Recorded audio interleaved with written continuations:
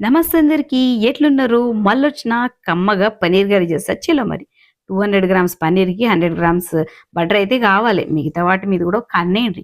కడాయిలో ఒక table spoon oil పోసి 25% బటర్ ఏసి కరిగి వేడైనంక ఉల్లిగడ్డలేసి కలిపి దాంట్లోనే టమాటా, పచ్చిమిర్చి, జీడిపప్పు ఏసి అన్నిటిని కింద మీద మంచిగా కలిపి ఒక గ్లాసుడు నీళ్లు పోసి దాంట్లోనే 5 నిమిషాలు ఉడికించాలి. మొత్తం నీళ్ళు ఇగ్గిపోయేదాకా కాకుండా కొంచెం నీళ్లున్నప్పుడే స్టవ్ ఆఫ్ చేసి మిక్సీ చేసి పక్కకు పెట్టుకోవాలి.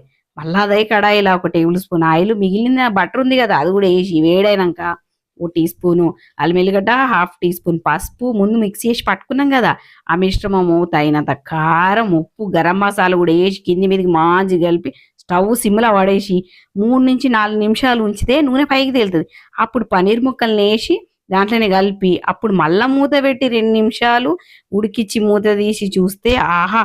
కమ్మటి వేడి వేడి పన్నీర్ కర్రీ రెడీ.